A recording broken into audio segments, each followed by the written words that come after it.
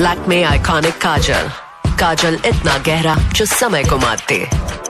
लगातार सफर ये इसे मारते, लगातार काम ये इसे भी मारते। ये है गहरा काला काजल।